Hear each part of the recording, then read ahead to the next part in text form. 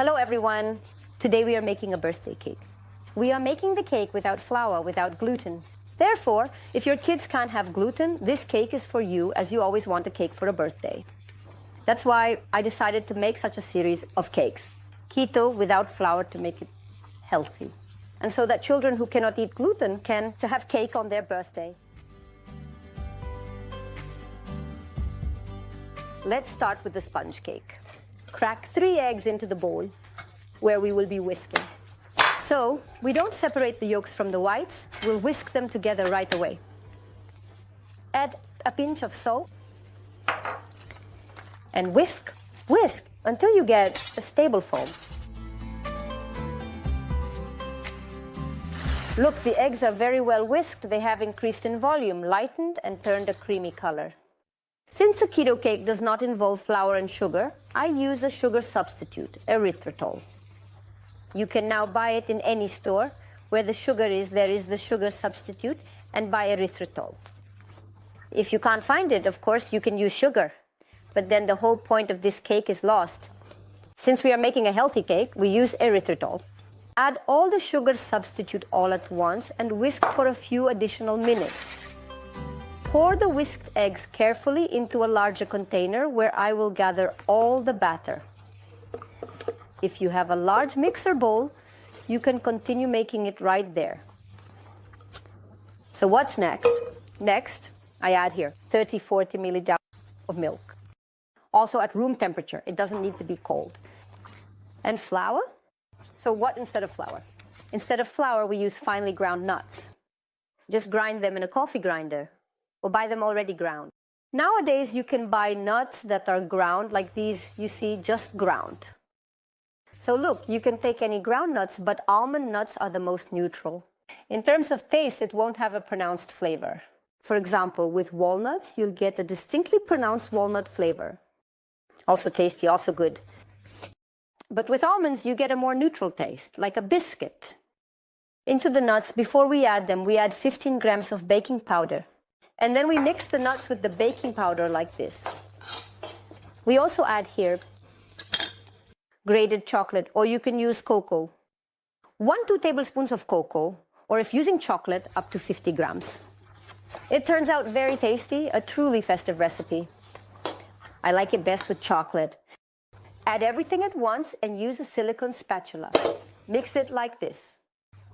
Incorporate it. It's clear that the egg whites will deflate a bit now, but the fluffiness will still remain. Such nut-based sponges rise very well. It results in a beautiful, delicious sponge cake. I prepare it in a pan, 20 centimeters, no more. You can use 18, but no more than 20 centimeters, otherwise it will be too low. They are cut into 2 parts, and they turn out to be really tasty. I've made it with different nuts, but I must say, almond is the best. Almond pairs wonderfully with almost everything you will definitely make. Whatever you add here, it will indeed be delicious.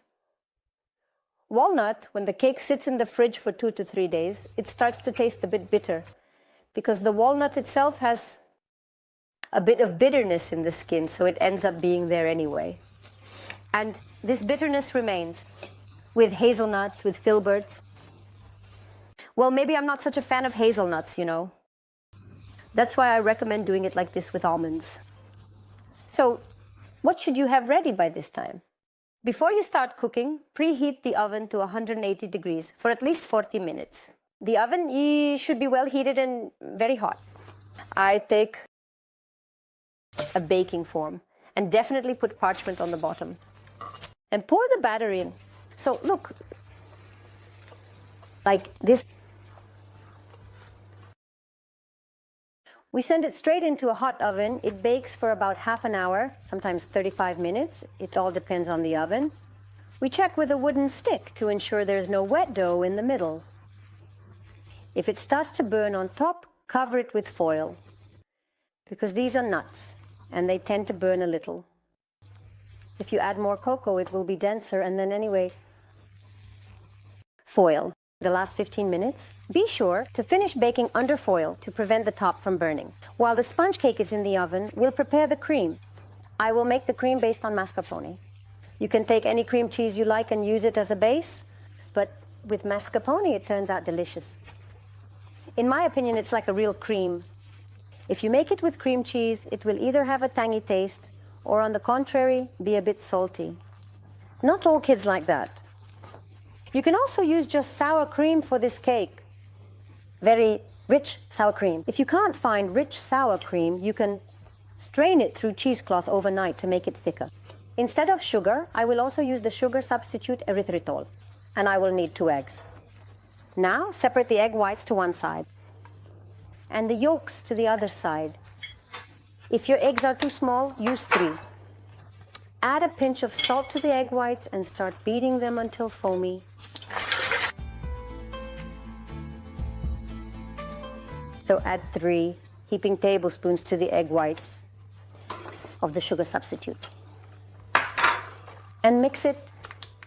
Look how well the egg whites are whipped. They don't fall. That's how they should be.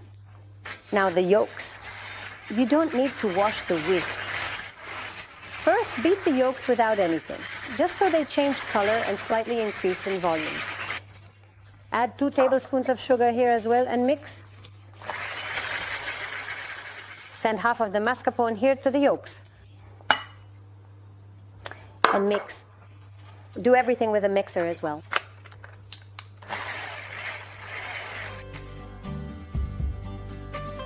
Since cheese was also added, now mix everything well to avoid lumps, very carefully. Now the egg whites, look how great they are, they don't even fall. See how well they are whipped? Combine with the cream, and the cream will be ready. Add the extract, vanilla here. If you have vanilla sugar, it's better not to add it, then use vanillin.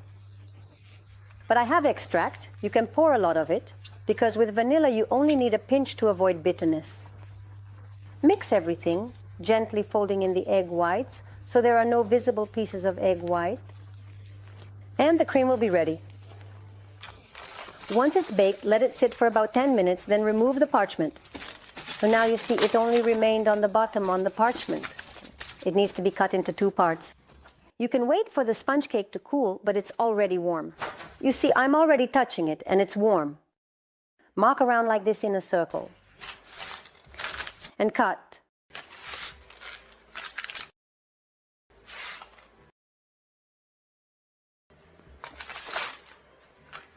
Look at how beautiful the sponge cake turns out.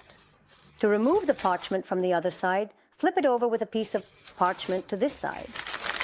Remove the parchment that we don't need. Take the side pieces of parchment that we used for baking. Line them around here in a circle. You can do it in the form in which you baked. At the bottom, I carefully positioned the first layer and connect like this, gently leaving about 5 millimeters thaw at the edges. Send half of the prepared cream here, like this. Spread it out. So you see, look, just like this, exactly like this, evenly. Spread the cream. When we leave a 5 millimeter gap, the cream will reach the sides of the cake. So we place the second sponge on top. Send the remaining cream here. Very gently and carefully smooth out the top of the cake. Take cocoa or some ground chocolate. You can grate it. I have this one. I bought it already ground. And sprinkle the cream on top so it doesn't dry out. Like this.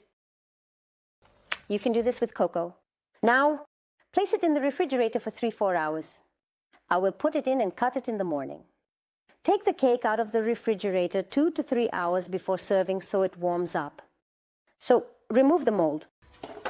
Carefully remove the parchment, making sure to handle it gently to prevent any damage. This is the beauty you get. When you place parchment on the sides, the edge is always more or less even. I also took the cake out in advance.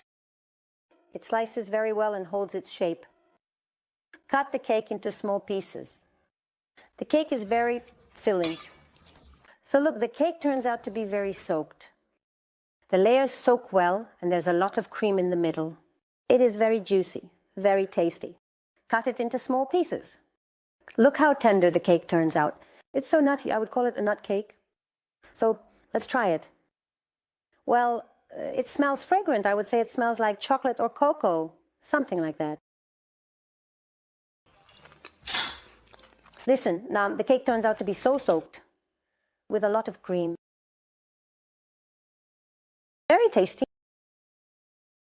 You really want some coffee with this. So look, since there are a lot of nuts, don't cut it into large pieces. Small pieces, like these individual portions. Serve it.